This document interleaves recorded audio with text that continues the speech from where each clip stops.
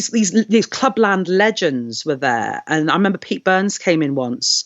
And he was just so rude to me, but I kind of loved it. He was so rude because his partner, Michael, was like chatting we were having a chat and everything. And Pete just walked over to me and just looked me up and down and was like, "Where's the toilet?" I was like, "You know where the toilet is, Pete?" I just thought, I'm going to clap back at Pete Burns, tick, done. Thanks for that. He was just really rude, but fabulous. What an icon. Hello, I am Kay Anderson, and you are listening to Lost Spaces, a podcast that mourns the death of queer nightlife. Every episode, I talk to a different person about a venue from their past, the memories they created there, and the people that they used to know. Holestar is an entertainer, DJ, and bio queen. And she's going to hate me for saying this, but after knocking around for nigh on 17 years, is a true veteran of the London drag scene. We caught up to reminisce about Too2Much, which was a theatre bar and club in Soho, London, opened between 2004 and 2006, before changing its name to Soho Revue Bar. It was also where Holestar's very first gig in London was.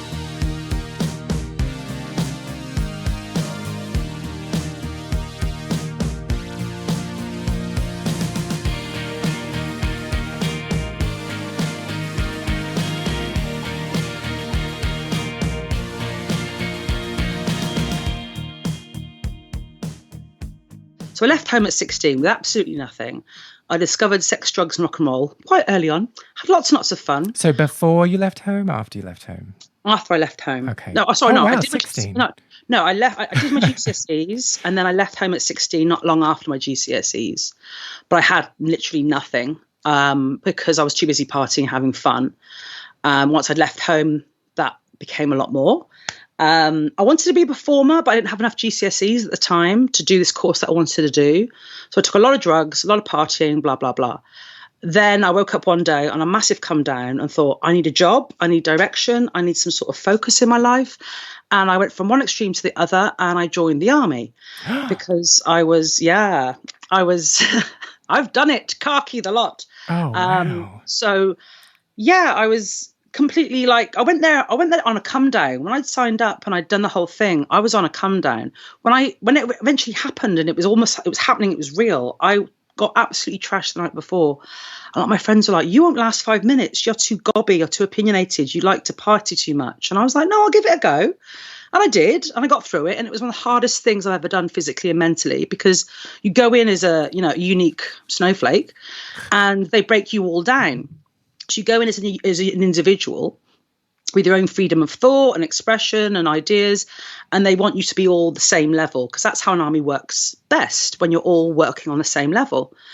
And so it happened to me after a year. The back of my head started going, "Whoa, this is not you. This is what?" And I used to go down to the naffy bar with feather boas and be ridiculous and camp, and everyone was like, "What are you, nutter?" But eventually I was medically discharged, which was good, because at the time it was like, I couldn't deal with it anymore. I couldn't deal with this horrible. It's horrible. It's a very toxic environment. It's very heteronormative. It's very aggressive. It's very male centric. It's just, as a woman, you're constantly questioned why you're there. And the men would thought it was appropriate to be like, "Oh, so you do you masturbate in front of everyone?" And I'd be like, "Yeah." Just because I was like, well, don't try and shame me. Once you've made me a victim in that way, you've got something to play with. And I'm going to turn that around and say, "Yeah, don't you?" And they were like, oh, they had nothing to say. And my surname being Hole, Hole, I was private hole. So I got a lot of shit for that as well. I'm allowed to laugh at that, aren't I? It's fine. No, but as a kid, I've heard everything. I've heard all the bullying. I heard all the names, all the jokes. So the time I became private hole, I was not that bothered. And my father was Mr. A. Oh, pee-hole, yeah. Okay, I've just cut you off. You were going to tell me your father. No, my grandfather, he was Mr. A-hole. So, and it's funny how I then, years later, as much as I hated the name Hole, I turned it on myself, and now I've used it as part of my name. So I left the army. I had a friend who was doing a course in photography, and I thought, that seems like a lol, something to do. And I went along and I blagged my way onto this course. I knew nothing about anything. And one of the tutors said, look, I don't think you're a photographer in the conventional sense. You're very, something about you that's a bit different. No shit. He said to me, he said, go to the library, go look at people like Robert Mapplethorpe and Cindy Sherman and artists that use photography. And my mind exploded. Like, I was never into art as a kid at all. And I just went, oh my God, this is my people. And I became a sponge for art and photography and performance art and video art and all these new, ideas. And so I did that. I did my degree in Blackpool. Oh, wow.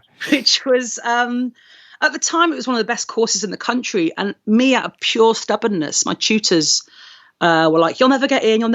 It's such a hard course to get into. It's one of the best, courses in Europe, blah, blah. So I went on pure arrogance. I was like, I'm going to get this. And I got it. I went in and I smashed it. And I said to them from the beginning, I want to be an artist. I don't want to be a commercial photographer. And it was a great course, really is a good course. And some of the people that I graduated with, great photographers. But I was doing weird things like, I should retrack a little bit. At the same time, I became a professional dominatrix while I was at university. So I was into the whole BDSM thing. And then I thought, I'm good at this. I'm going to make some money out of it. Because it's one-to-one theatre. It's almost like performance itself. But is there a big market for that in Blackpool? Oddly enough, yes, there is in the world. There is someone who wants to get their ass pegged or beaten up or whatever.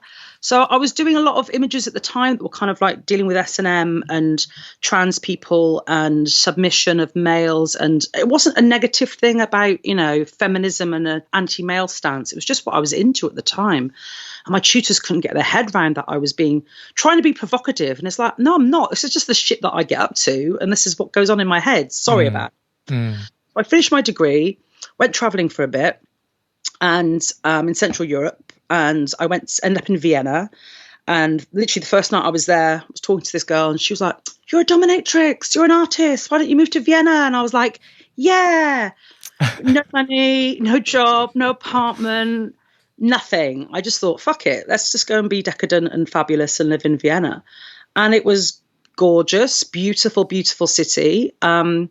Took me to a while to realize that actually it's quite a negative city. I love Austria. I love Austrians. But Vienna has this very cliquey, elitist class system. It's very racist, incredibly racist. There were times, I don't even want to repeat them, they were just absolutely vulgar things that I witnessed myself and been a part to with black friends. And it was just like, whoa, this is vile. But I started doing drag there because my artwork was kind of moving towards, okay, we've done the S&M, the sexuality thing. Let's look more about gender. And it was almost looking at my own gender and not feeling, non-binary wasn't a term then, but I knew that there was something about me that wasn't completely female, whatever that is supposed to mean. So, I have polycystic ovary syndrome. My ovaries have never worked properly. I've got high testosterone in my blood. I'm very assertive and very aggressive. So it kind of makes sense that I was kind of like, okay, I feel this and I'm physically this. And looking at those areas between the gender binaries, these grey areas, because at the time trans people were very, very invisible. And even on the queer scene, it was very much gay men and lesbian women, and that's it. There's a lot of biphobia still, confusion about people. It was, those people who were in the grey areas were kind of not being represented. And when I popped back to England during those 4 years, I'd see a lot of really ropey drag queens being vile about women. And I was thinking, hang on, you came from a woman. Your mother is a woman, your siblings perhaps, or whatever. How can you, and you're putting on a frock, you're taking on all the visual things of what it is to be a fabulous, camp, fierce, fantastic woman, yet you're being vile about them. I never quite understood that. This comes with a lot of inbuilt misogyny or inbuilt hatred. I don't know, but I just thought it's an easy laugh to go, where are the lesbians in the room? Oh, smelling a fish, blah, blah, blah. A lot of that. And I started thinking, hang on, whoa. So at the time, there weren't any visible women being super, super camp. The 90s did a great many things for feminism, but that came with a lot of androgyny. and it kind of killed off fabulousness and campness. And you still had Cher and Dolly Parton and people like that rocking around being fabulous, but they were big stars with lots of money on a day-to-day level. There wasn't so much camper. The fashion industry was very kind of neutral and androgynous. So I thought, hang on, let's reclaim those, symbols of OTT femininity and reclaim them to the female body. And initially, it was going to be just a one-off art project. It was going to be me lip-syncing to Shirley Bassey in a black room with a spotlight. That was the initial idea. That never happened. So as I was a dominatrix, I was asked to host this costume competition at the Vienna Life Ball, which is this huge AIDS benefit that went on for years and years and years. Liza Minnelli was there. Bill Clinton was there. Versace was there. It was a big thing. And I was asked to kind of but kind of corral people who I thought were good into the costume competition, who had great outfits as a dominatrix. So at the end of the party, there was a big after party in the garden club. And I remember pinching a bike from somewhere, and I was riding around the dance floor on a bike and just ringing the bell and being annoying. And this DJ, Henry, was like, who's this crazy bitch? And we got chatting, and he just liked the fact that I was English and weird and whatever. So he invited me to come and MC for him. And I was like, what? And he kind of would DJ, and I just got on the microphone and I'd be like, yeah, I'm going to beat you up and shit. It was, I didn't know what I was doing. So this was the same time that I was having these kind of, ideas about gender and these grey spaces in between and drag. And I thought, okay, I've got an audience. I'm doing this. I'm getting paid in vodka. It's fun. Let's dress up and just see what happens. And people went for it. And then afterwards, because I was just drinking and doing my usual thing, and he phoned me up the next day. He's like, you can sing? And I was like, what? He's going, we're listening back to the tape from last night. You can sing. You were singing over the top of the tunes. I was like, was I? Okay. Because I didn't know that I could sing. I just thought I was just going blah, blah, blah, blah, whatever. So it kind of took off. Then all of a sudden it became a job. It wasn't just like, oh, you're doing this for art or for fun. It was like people wanted to book me because I was English and a bit weird. And fine. Was that on your business card? It should have been. So I was kind of, still being a dominatrix and then doing these drag things.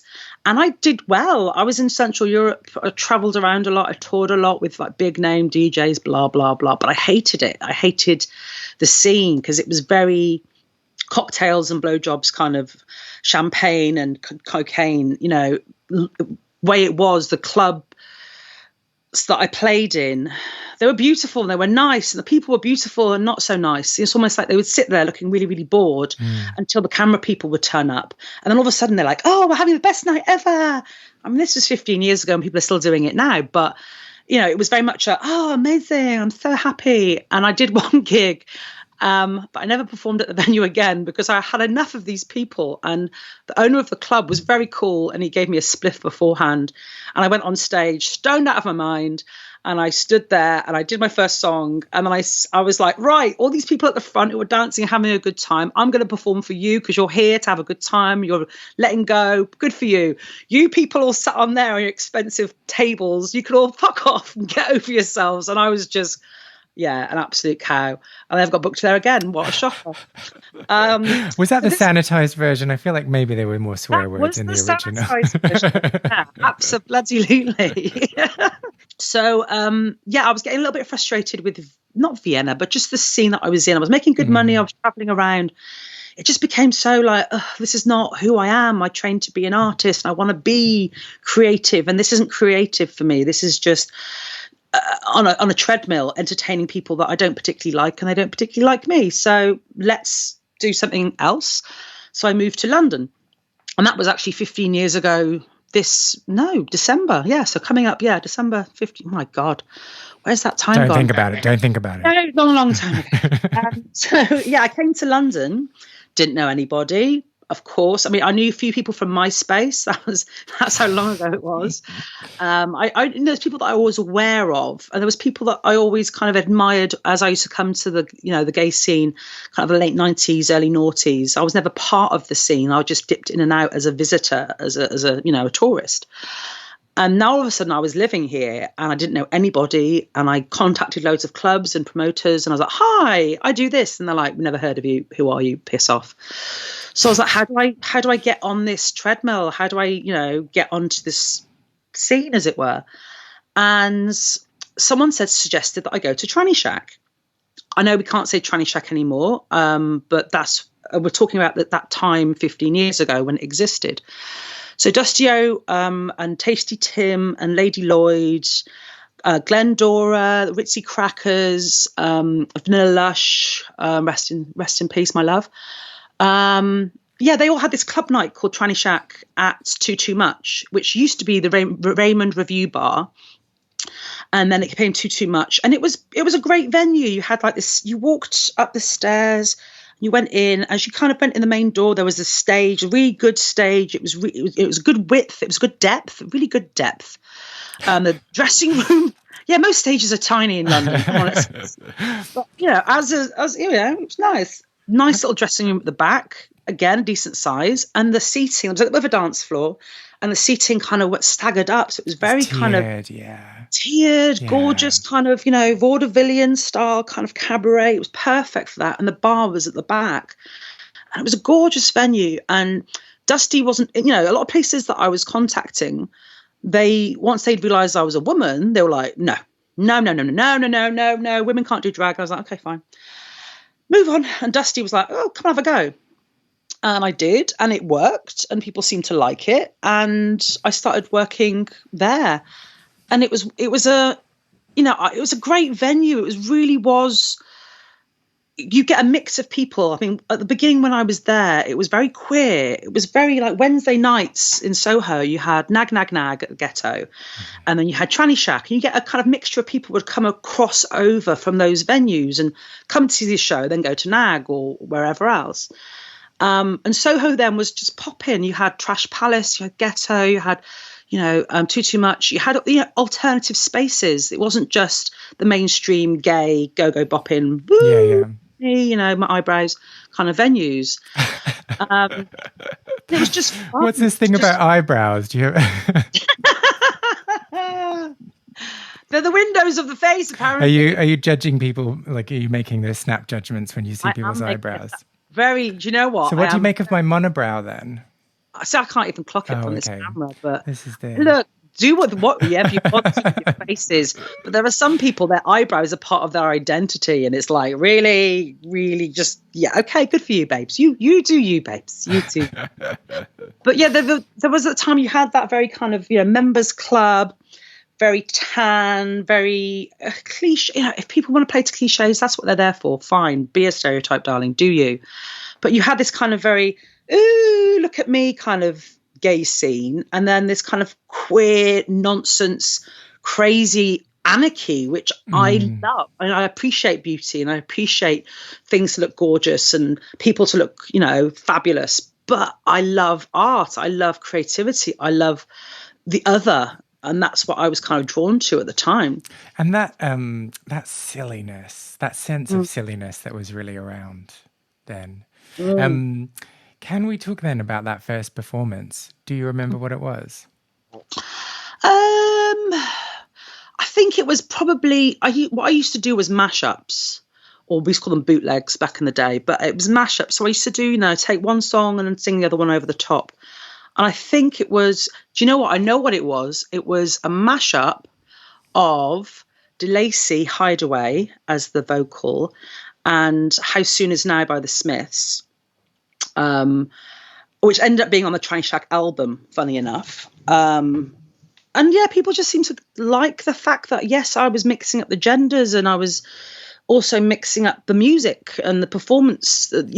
Initially I just thought, okay, I'm going to just do the singing thing. That's what I did there. And eventually I kind of moved on from that venue, and I found everyone in the East London scene where, I wasn't the only woman. It was, everyone, all of us, nutbags with, it was very much more anarchy. Let's just have fun and silliness and roll around the floor and glitter and not give a crap, but put on a show and make a bit of money. Great. I mean, now it's very, obviously post Drag Race, not everyone. a lot of kids come into this as career drag queens. They come into it as, I've done my performance degree or whatever, and I'm going to be a drag queen. And I'm going to get on that TV show and I'm going to be a star. Cool. Great. Good for you. But we did it initially as like, this is fun. And yes, we're earning a bit of money. And then it turned into a career. It just happened. That's the way it was, because we were having so much fun and being creative and being silly that the main focus wasn't what was, let's have a career. Let's make this a big thing. It was just naturally organic. I think there's a lot of pressure on kids now because that show has made it very, especially the aesthetic, you know. Well, yeah, because it suddenly is something that you can aspire to because there are people who make money from it. But like 20 years ago, there would be like one person, or like Dame Edna and RuPaul. They make money from drag. No one else does. So if you're going to do it, you better fucking love it. Yeah. I have a few more drag questions, and some of them are probably going to be questions that you are asked a lot, so apologies. Hopefully some of them are a bit more interesting. I wanted to go back to talking about the misogyny in drag and how prevalent that was up until maybe a decade or so ago. And why do you think it's changed? I think to say it's changed in a decade or so is actually, in my experience, it hasn't changed. There's still a lot of misogyny. There's a lot of times where I've had gigs booked and they've, okay, let's scrap that. Let's go when I had an agent. And I had an agent for a while and they booked me for a series of gigs at a venue in London. Great. Turned up, did my job. As far as I know, everyone was happy. The bar staff were happy. Punters were happy. It was great. And then I got a phone call saying, oh, they don't want you for the future dates. I was like, okay, fair enough. But can you tell me what I've done wrong? Can I get some constructive feedback? What was it? And he had nothing to say. And eventually I said, it's because I'm a woman, isn't it? And he had to say, yes. Basically, they misjudge their audience to think that all they want is a man in a dress. And it still happens today, and it still happens now. What has changed is queer politics and queer rhetoric has become more prevalent.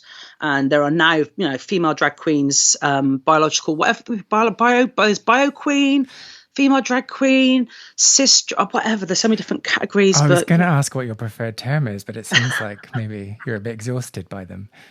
A little bit. Do you know what I say? I say I'm a tit in a wig. That's it. My gender, what's in my pants is neither here nor there.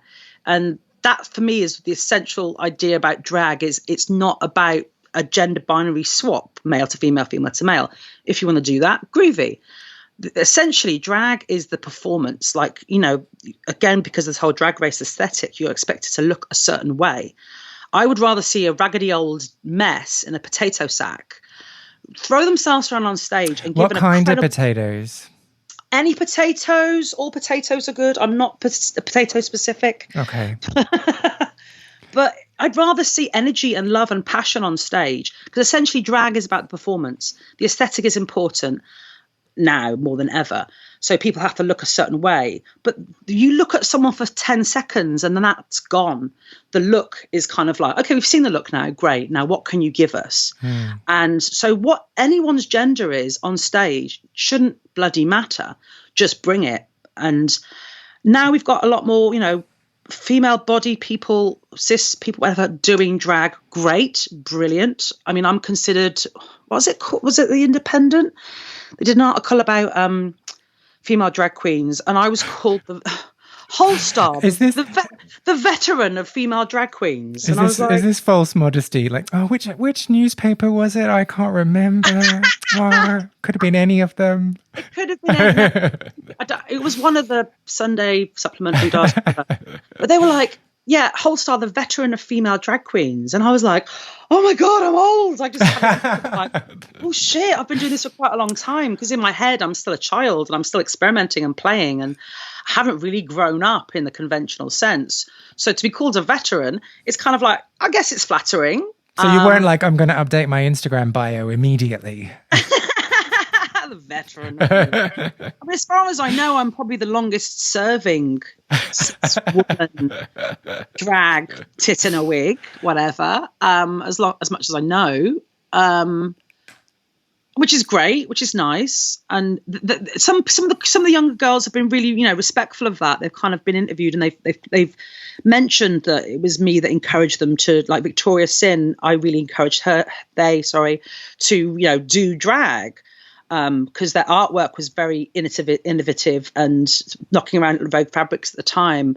And they were very much like, I want to try drag. And I was like, go for it. There's nothing stopping you. There is never anything stopping you.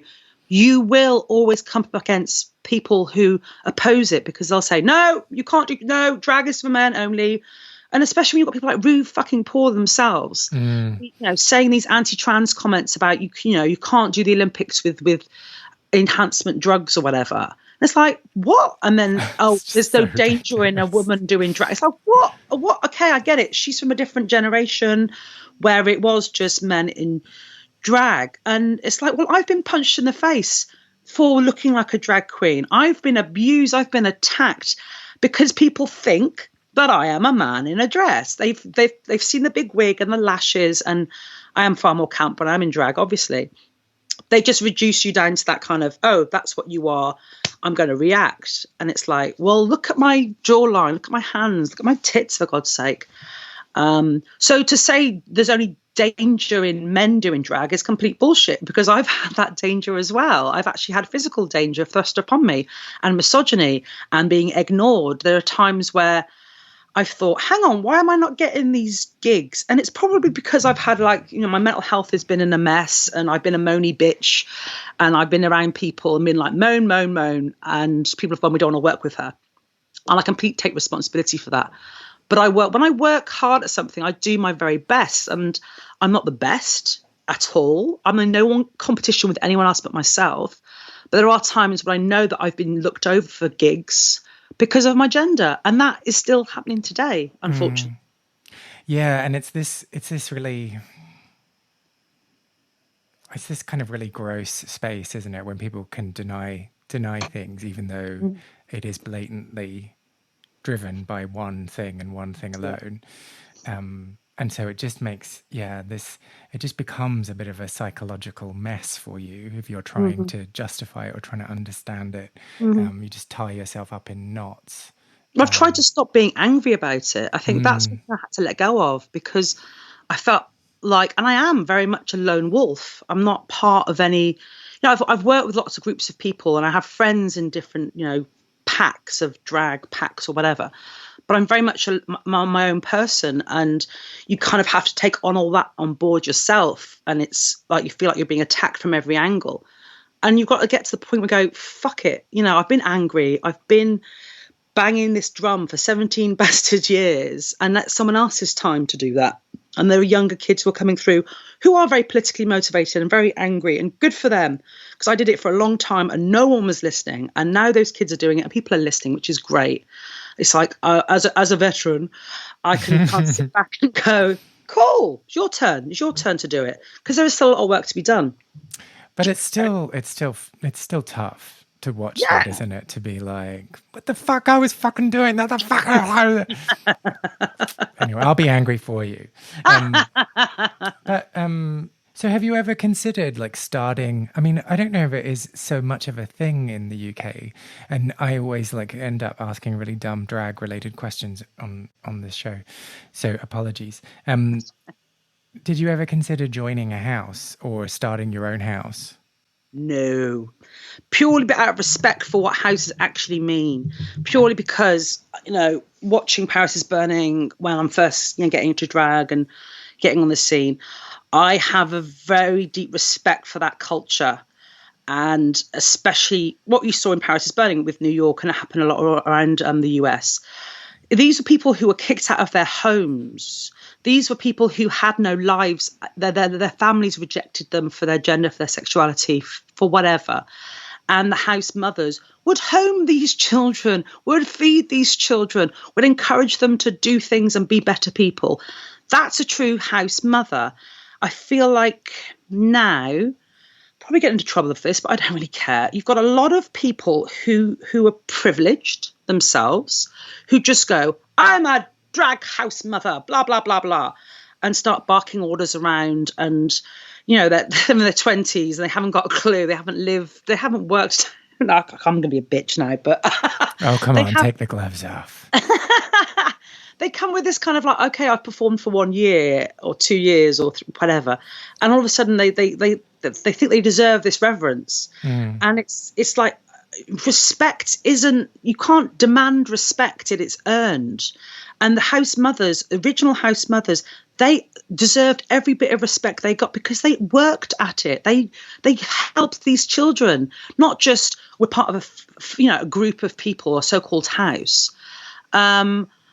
And it's great their houses existed. I love the fact that, especially the voguing houses, Black Latino people are still doing that. I'm still a massive fan of voguing, proper voguing, not death plopping, as there's so many of these children. Honestly, I think, hang on, honey, your knees are going to be knackered by the time you're 30 because you're not landing properly. You haven't learned how to death drop or dip, as it's properly called.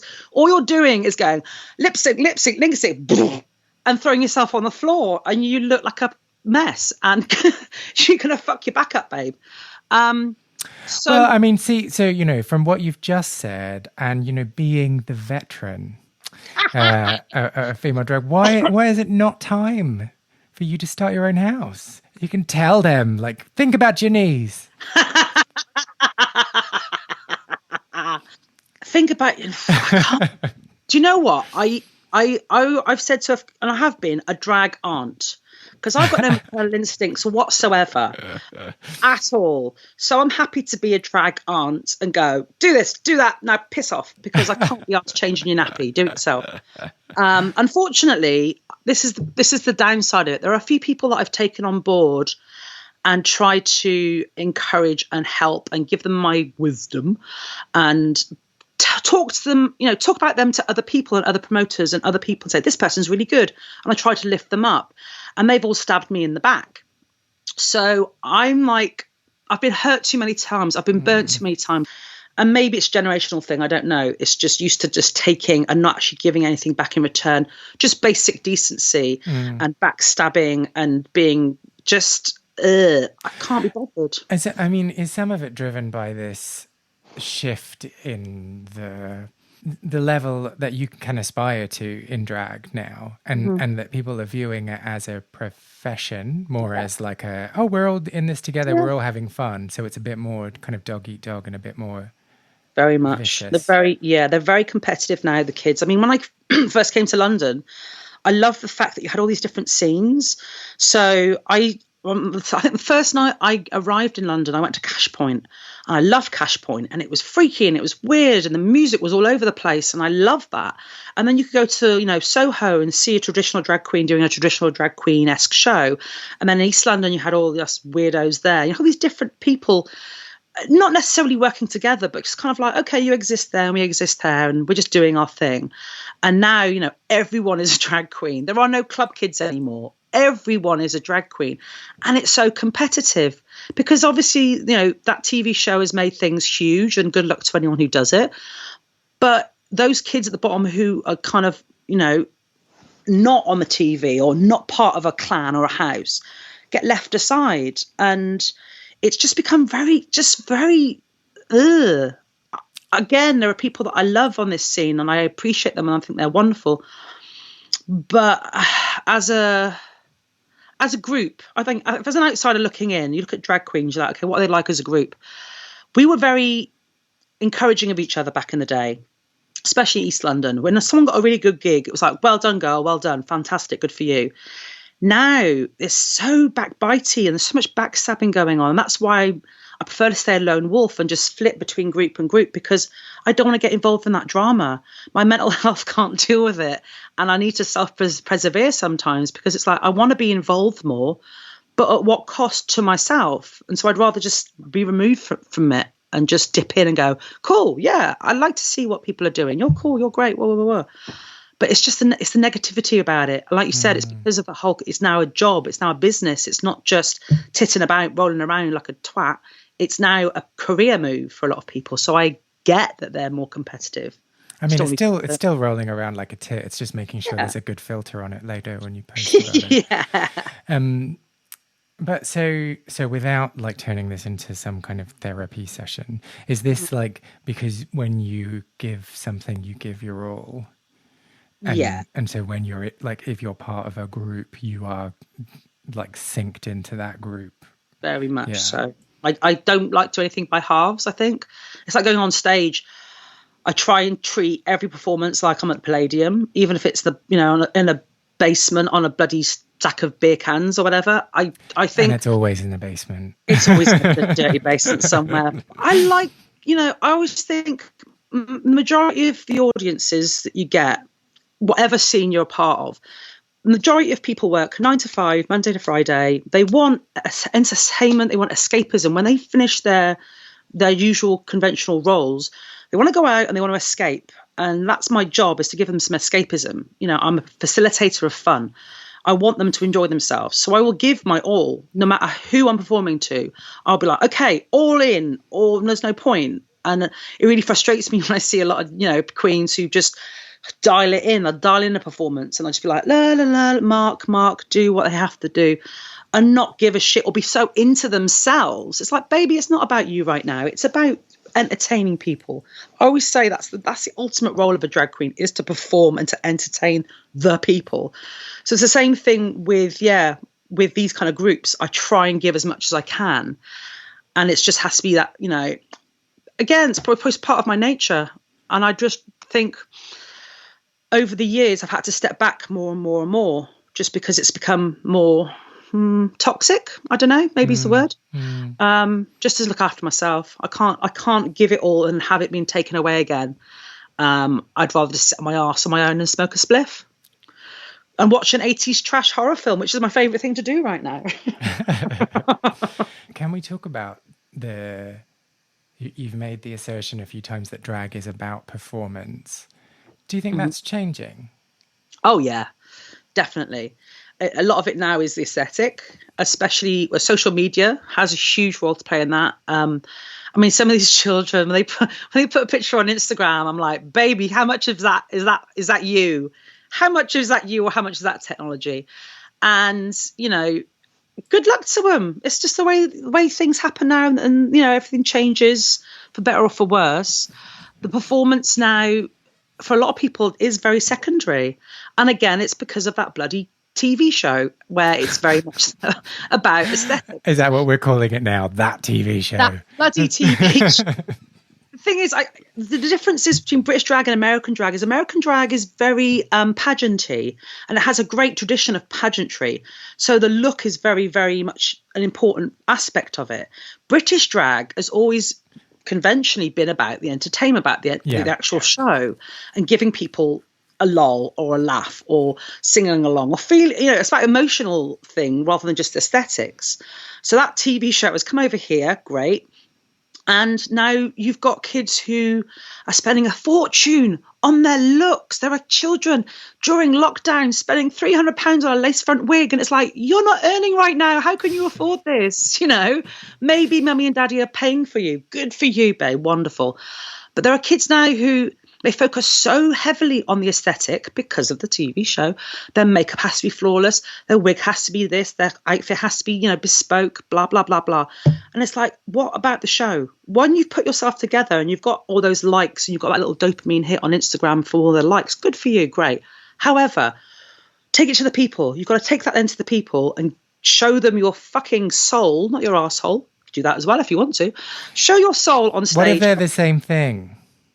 Great. That's a project I can get behind. I'm completely up for that. Get behind to see what you did there. But actually, I wanted to do something about that because I've got some really sick ideas because I'm a dominatrix still. And I used to run a couple of sex parties that were very... I had one called Pan People. The idea was completely pansexual. I hate the idea of men-only spaces, female-only spaces, blah, blah. I wanted it all to be kind of groovy people. And it was lovely. And it was full of a very mixed bag of people.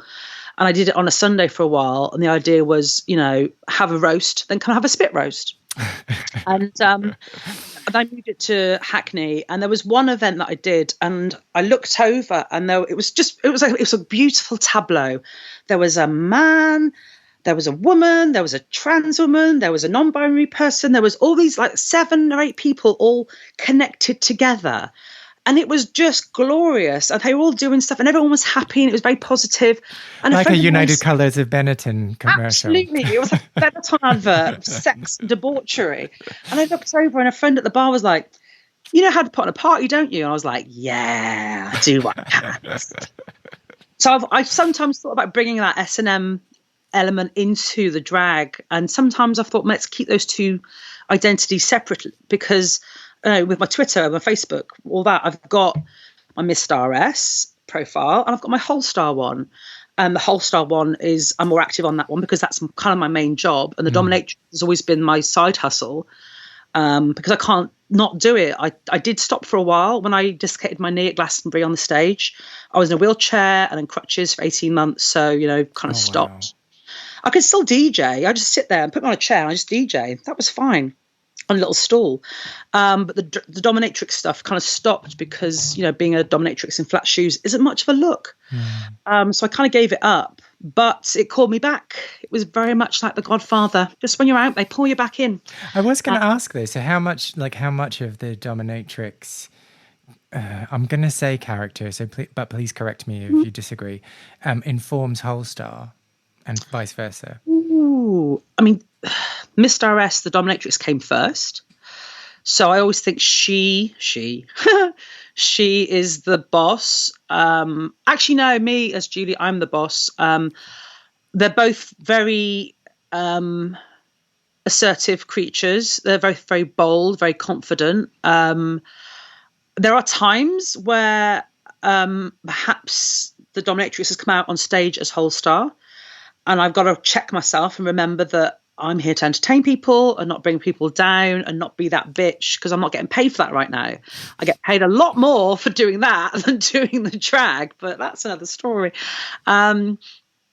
So they're not, as characters, it's almost like I kind of prefer having a clear definition and boundary between the two of them and keep them kind of separate. They're all informed by each other. I call myself a self-aware schizophrenic because I've got all these different characters, but I'm all aware of who they are and their place and time and when they're necessary. But do they share wardrobe? No. Oh, okay. No. But that's a good way to save money. It would be. But I hate, this is the thing, I hate PVC. I hate latex. I'm fat.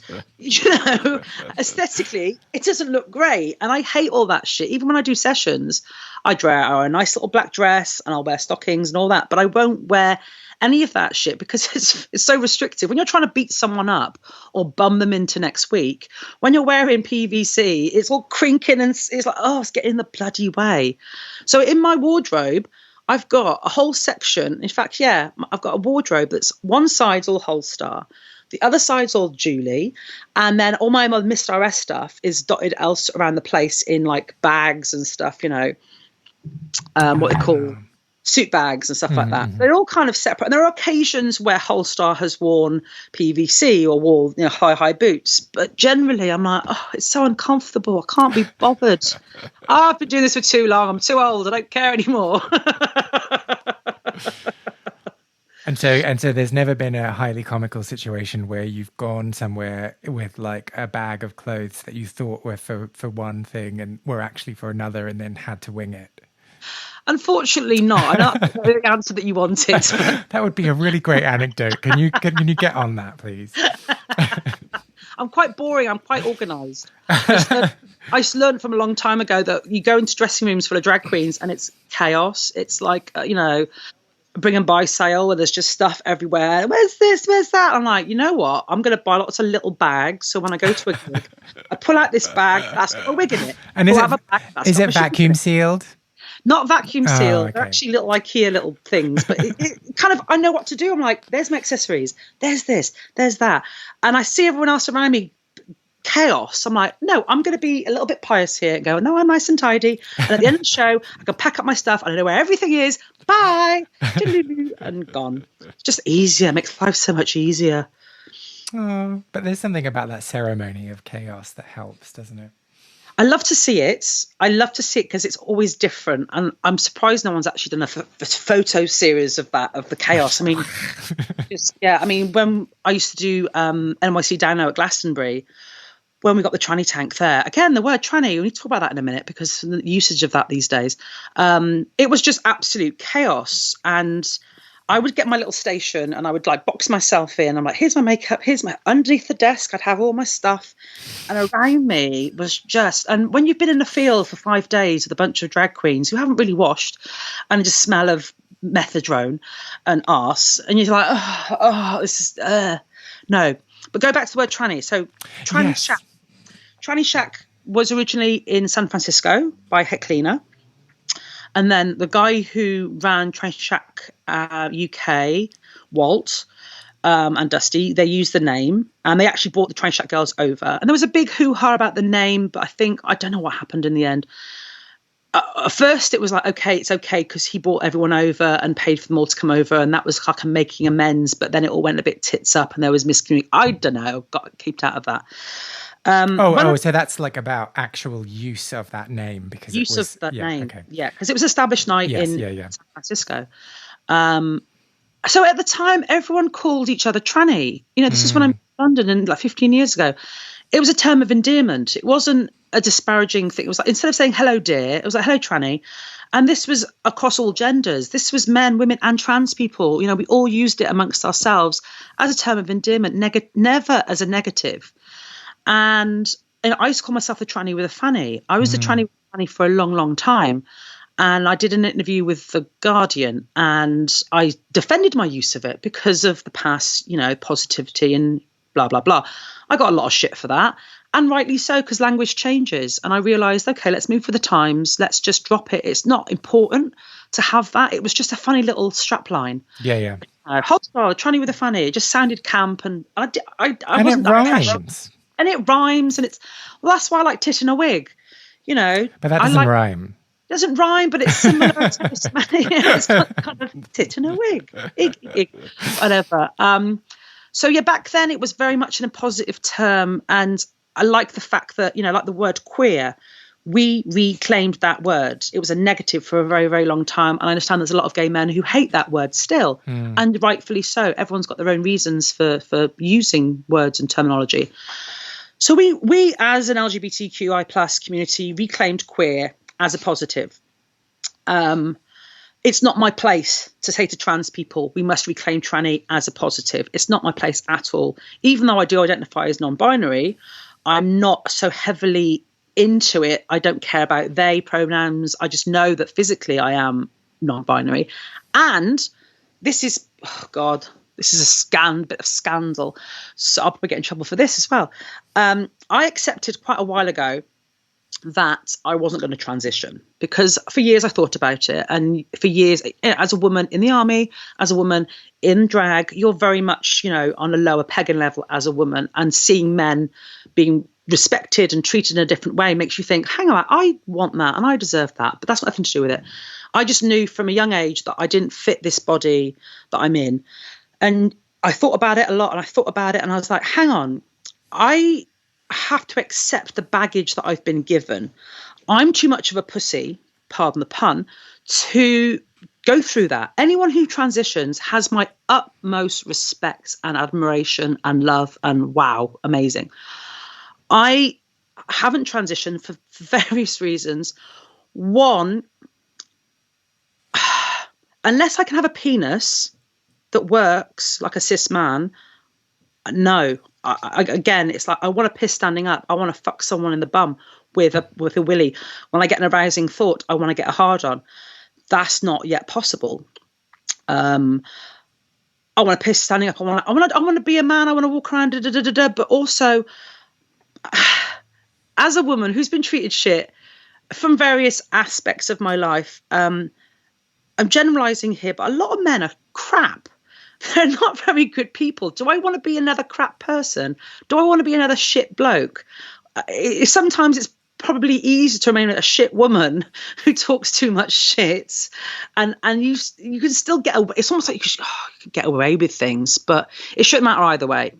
Anyone who does it, good for them. Absolutely, 100% gets my love and attention and admiration. I've just realized for me, I'm going to accept what I've got, which isn't a lot, and just go, I can live my gender expression through drag. That's how I can express my gender. I can go out sometimes. Like I went out earlier and a baseball cap on, no makeup on, just, going along, and people call me he all the time, or misgender me. I don't care. So I can do that. I can go between those lines, and that's so hold on. Were you saying that if you transitioned, you would become an annoying man? Absolutely. And is that because of the man, or would you just be bringing your your terribleness with you? I'm riddled with testosterone anyway, and I know if I had more testosterone, I'd be a bigger arsehole than I am now. I just know that for a fact. I mean, I've had to go on various medications to reduce my testosterone, which makes me more emotional, and I cry more, and I put on more weight, and so my whole chemistry inside of me is very up and down as it is. I just know if I took testosterone, that I'd be more aggressive, I'd be more argumentative, I'd be just a prick. You more argumentative? How is that possible? I know. I think I probably would be. I'd be more angry, because I have been angry, and I am angry still, but I think I'd be angrier. I would have an excuse then. Again, almost have an excuse to behave like an absolute prick. And I'm learning as I get older, there's no excuse to be an absolute prick, only when it's necessary, and actually step back and go, okay, that's not something I need to be involved in. I used to, very much get involved with arguments online about various things. And because I've been really naughty at one time, and I said something that was really bad, and I got in a lot of trouble for it, and I got death threats, and I got a really horrible backlash online, and I was bullied a lot. And what I said was shit. It was shit. I owned up to that. I learned from that. But the crap that I got because of it made me realize, hang on, it's not worth it to get so involved, which is a shame, because there's a lot of people with really good opinions out there who feel the same. They feel like they can't say things openly anymore. They can't talk about various things because things get taken out of context. And, you'll say something to somebody or write something online, and they'll take one part of that rather than the whole message. They'll just reduce it down to, oh, I'm offended, rah, and then just go for you. And I get now, you've got a lot of people who are very the liberal, pious kind of, liberals who are very, oh, no, you can't say this, you can't say that. I'm very fucking liberal. I'm very trans positive. I'm very sex positive. I try to be a decent human being, but to get really aggy and just, I see the way people do it online now, and people are cancelled. I was cancelled for a while. There are people who blocked me, boom, like that. And it's like, do you actually know me at all? Actually understand where I was coming from? So again, that's just age and learning that. There's so much I would like to say, but I try not to. I try. Well, it's tough, isn't it? It's like there is no respectful disagreement anymore. There's no room for that, because it's just like you're either here or you're here, and that's it. There's nothing in between. And I find that, that's dangerous. I mean, I do also agree. I don't know the situation that you're talking about, so I'm not alluding to that at all. But I do agree that although there is freedom of speech, there is not freedom from consequence. So absolutely. So people should be challenged, but people should be challenged respectfully, I suppose. Yeah. I think that's what you just said there. There's no room now for discussion or this interim, because everything is again, it's binary. And I think when I think about everything in my life, my gender, my sexuality, everything, I like these grey areas, coming back to the whole grey area of gender.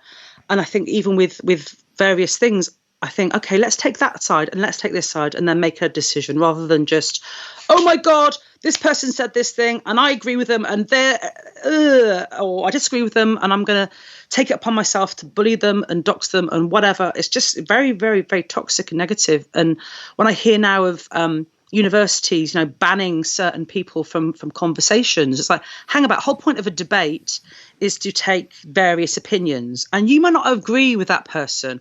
let them speak and let them have their say, and then disagree with them. And when I hear people go, no, we can't have this person because they're a TERF or whatever, I hate TERFs myself, obviously. But I sometimes think we have to let them speak a little bit. We have to let those other sides come in just to then to create an own opinion. We're all singing from the same hymn sheet. You create these massive divides we've got now, the left and the right, this and that, the black and white. It's just these horrible negative divides. Sometimes I think, am I wrong? Am I on the wrong side of history? Am I on the wrong side of opinion? And I'll try and look at the rights and look at their rhetoric. I come back and go, no, I am right. They are complete idiots. Fine. But it's important, I think, to look at that other side sometimes. If we just all read The Guardian nonstop and just take that as that's the way the world is, cool. You've then got to look at the Times, you've got to look at the Daily Mail, look at those idiots over there and go, well, what are they writing about? Now I have an informed opinion. Now I have something to actually take things from both of these sides. Yeah, but I guess it's like... I have just said I believe in freedom of speech, but when that freedom of speech is then seeking to infringe on other people's right to exist, then there does need to be kind of some moderation. There does need to be some stopping of those voices being amplified. I think I know what you mean, but I think if those people are trying to instigate violence or instigate negativity, hostility, fine. When Katie Hopkins was banned from Twitter, I was absolutely elated. I was like, brilliant. She doesn't deserve to have that platform to talk utter bullshit about people. So I completely agree on that respect, because she was inciting such negativity that there wasn't any argument, there wasn't any debate in what she was saying. It was just very much, I'm coming in with this blah. So people like that, cancel them. Absolutely. Get them out. We don't need that kind of negativity or that kind of destructive language being out there. But I do think there are people who are kind of slightly more in the middle that kind of do get ignored, even in liberal circles. It's almost like you have to choose everything on this side or that side. Are you this side or that side? If you're not, you're out, you're rejected. Which is, how do we evolve as a species if we're just going to do that? If we're just going to, tribalize ourselves into these groups of, this or that. Yeah, and you're not going to win. I mean, this kind of goes against my nature because I'm just always like, no, you're wrong, Star. But you're not going to win people over with your argument if you act in that way, are you? If you fight fire with fire, you get more fire. Is the way I see it. Again, that's through learning and age that I've got to realise that, if you go in, if someone's attacking you, attacking them back, then no one's listening. Everyone's just going, rah, it's just loads of noise. Mm-hmm. Maybe both sides need to listen. I think the right should listen. And then say, no, you're wrong. No, you're wrong. Yeah. Yeah. But so we didn't kind of finish this conversation about the use of the word tranny. One thing I wanted to get your opinion on is there's some debate in the who has the right to not own that word, but who has the right, because that word has been used in a derogatory sense against them, to have an opinion on that word. And on one side there are people who are transgender, and then on the other side there are cis men predominantly who do drag. And do you have a view on who has the right to that word? I think I mean, again, through learning and age and letting things go, I think the only people that really have the right to use it, I suppose, are trans people themselves. I can say, yes, I am trans. I haven't physically changed anything. I'm non-binary, whatever. But I'm seen as a cis woman. Do I have right to use it? Probably not, no. Even though I regard myself as, on the trans spectrum. Should it matter how much surgery you've had or hormones you've had to change that? Again, no. It's such a difficult word. I think time has to pass, I think. There has to be enough time to pass before it to get used in a positive way, because again, purely because you think about how the way queer was used for quite a long time as a negative. It wasn't really till queer theory started to come in, and then it became more of a positive term. But there was a time that passed, I think. And I think with the word tranny at the moment, we're going for this, all the children are woke now, and that's brilliant. And they're all understanding of queer theory and politics. And it's great. I love the fact that there are trans people all over the media right now. There are trans people on TV, acting, getting work, being represented in a positive way. That's amazing. But the rest of the world is yet to catch up, as it were. It's like, oh, gay people are fine now. You've got gay marriage. No, there's still a lot of work to be done. Oh, gay, trans people on TV now. No, there's still a shit lot of work to be done for them. So I think that more time has to pass. And who has ownership of that word? It's not. I don't think it's for me to say, regardless of how I see my gender identity. It's a tricky one. Language is just so fascinating, isn't it? Because again, it's this thing of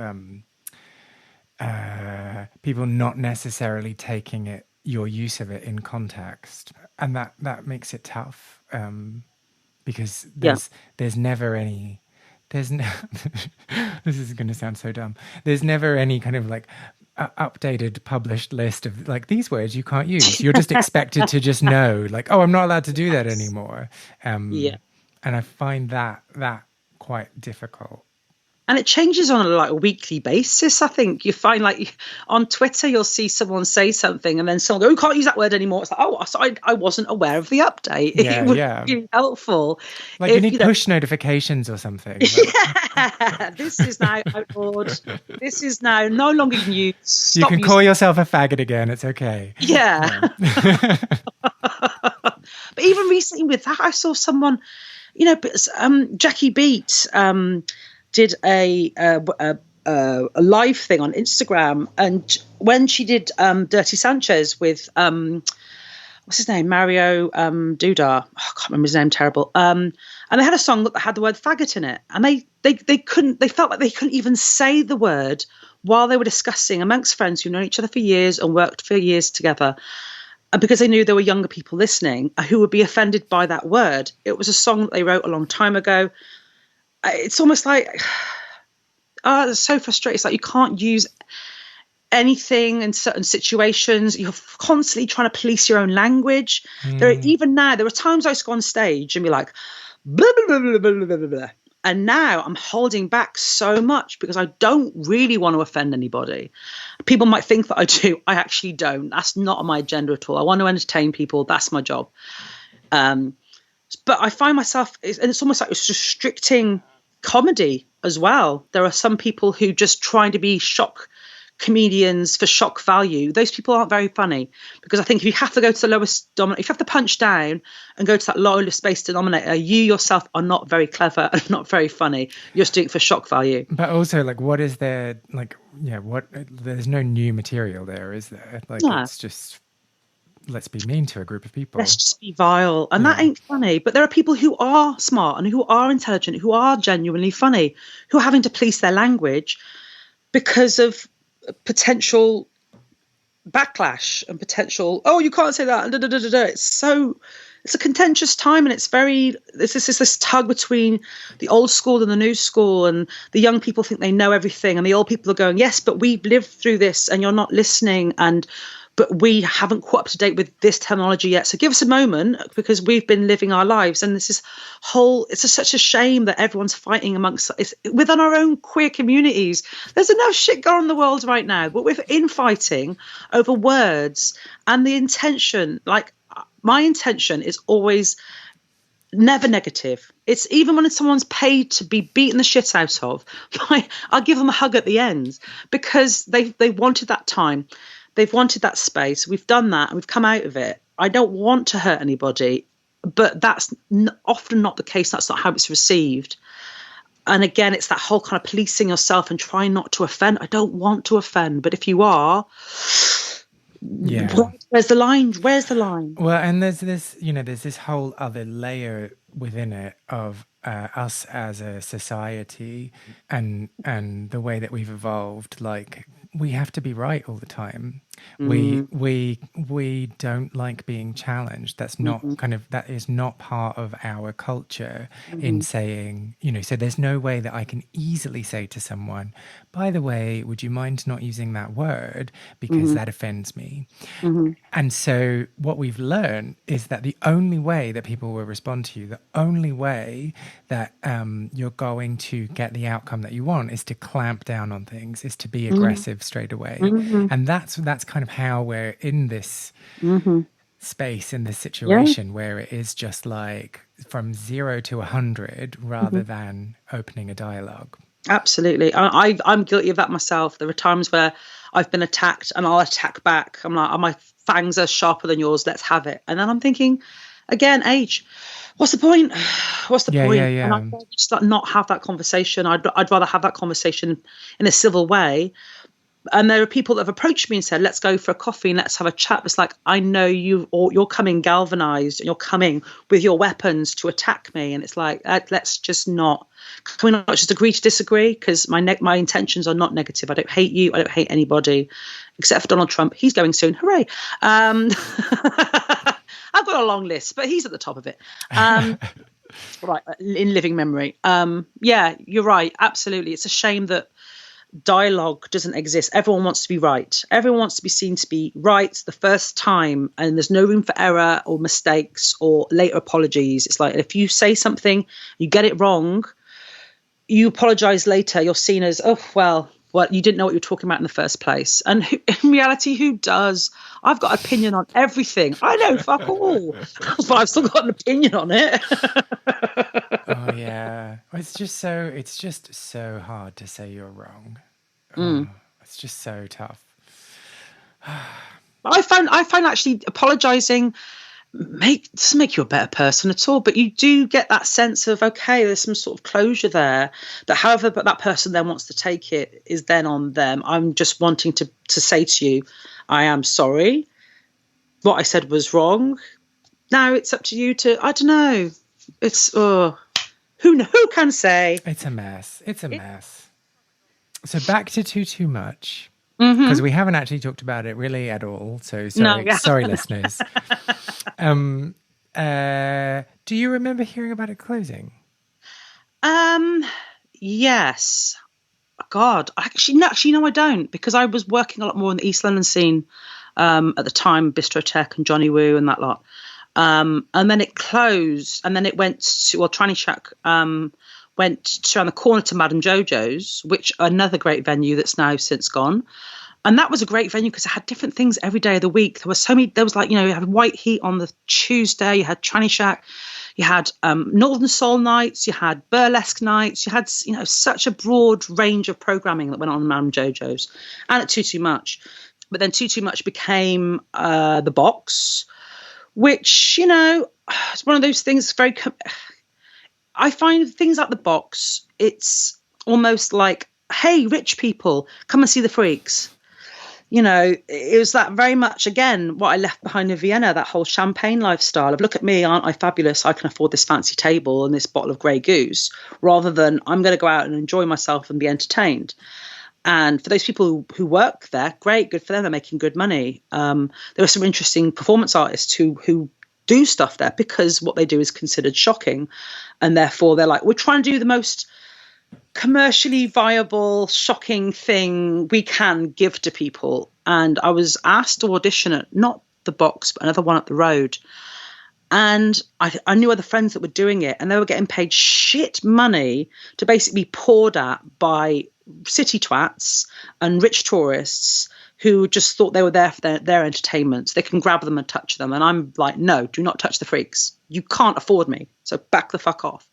I didn't want to play into that. I just don't want to be part of that. You can't choose your audiences, and you can't ever think, well, I want to perform to, obviously the queer people are my people. I want to perform to queer people, but I don't mind performing to anyone who's receptive to it, who wants to have a good time, who wants to just enjoy themselves.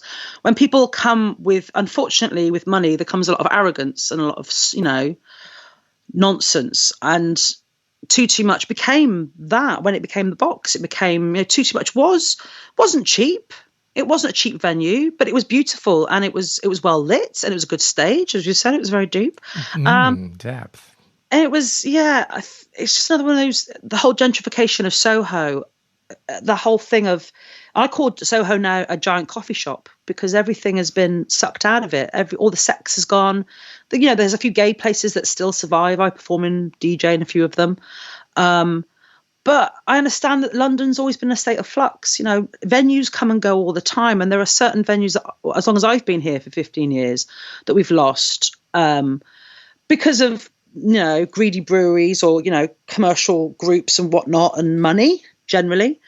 But people got to remember, this is something I wanted to bring up, is that queer spaces, they're generally not funded by anything but beer.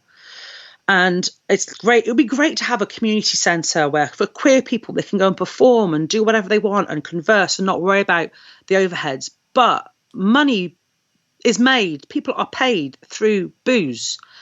When people come to a venue and they just sit there and share half a lager between six of them and then demand that no one on stage uses these certain words or behaves in a certain way, unfortunately, these people over here might get a bit more priority because they've got that.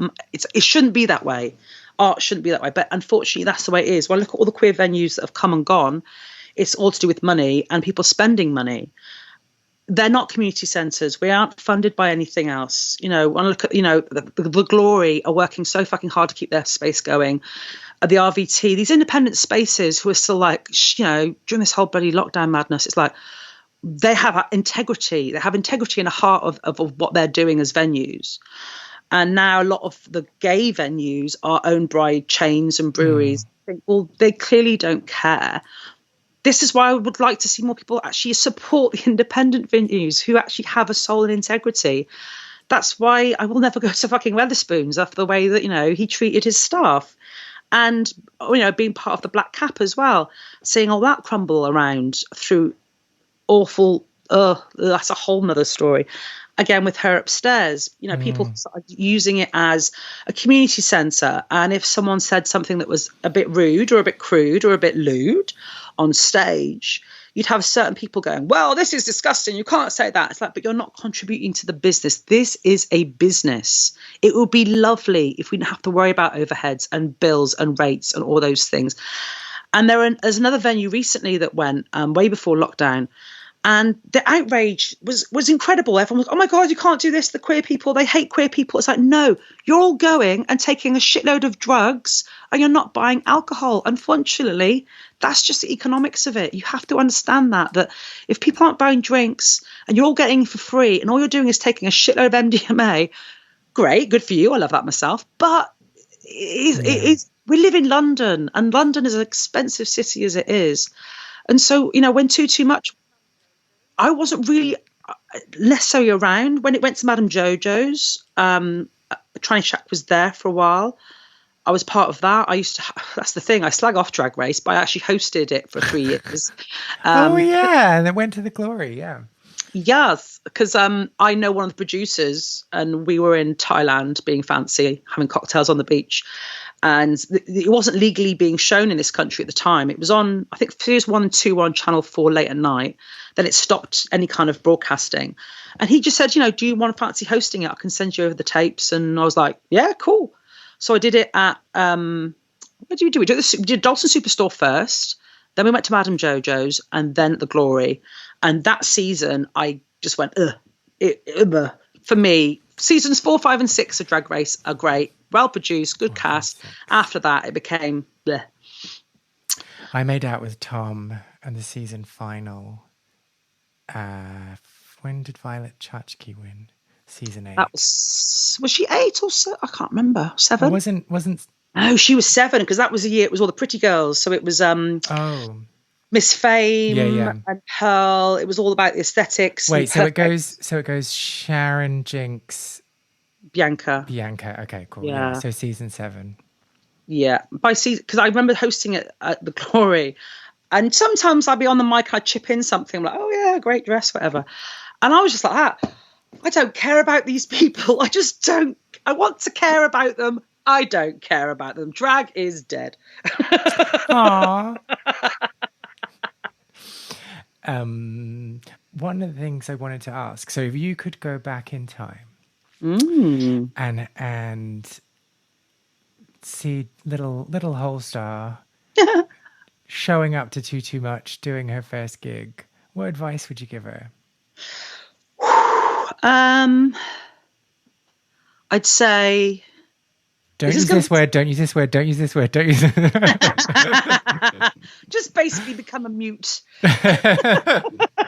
Just lip sync for the rest of your career. I'd say don't take it too seriously, because I think I had to take it really seriously initially because of, being a woman in this scene and trying to scrabble and get people's attention. I did take it seriously and I was very angry. So I'd say that. I'd say just let it happen. Again, that's only come because of age. I'd say what I keep repeating now, because I didn't realise that at the time. Take it to the people. That's what your job is to take it to the people. Give people a good fucking time and stop eating so much cake. And yeah, I think there were so many things that in hindsight, you think, oh, I should have done this, or I could have said that, or not done this. And I think, actually, I'm so lucky to still be clacking around.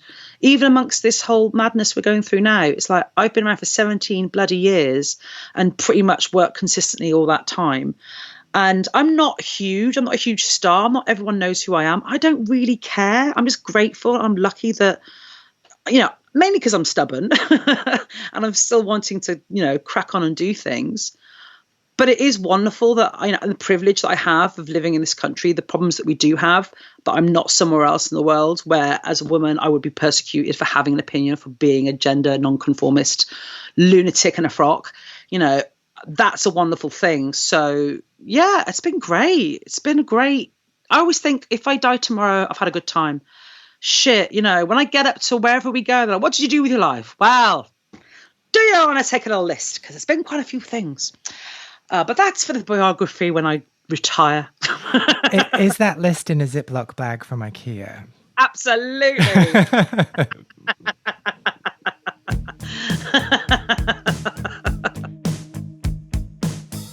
Did you ever go to Too2Much? Well, if you did, tell me all about it. Find me on Instagram, Twitter, Facebook with the username KAndersonMusic and tell me about what you got up to. Photos are optional but very much encouraged. You can also find out more about Holestar by following her on Instagram at @theholestar or on Twitter @Holestar. Lost Spaces is not only a podcast, but a concept record as well. I've been writing songs about queer venues and the people who used to live their lives there, and will be releasing songs over the coming year. You can hear the first single, which is called Well-Groomed Boys, and is also playing underneath my talking right now on all good streaming platforms. If you liked this episode, I would really appreciate if you subscribed, left a review on Apple Podcasts, or just told people who you think might be interested in giving it a little listen too. I am Kay Anderson, and you have been listening to Lost Spaces.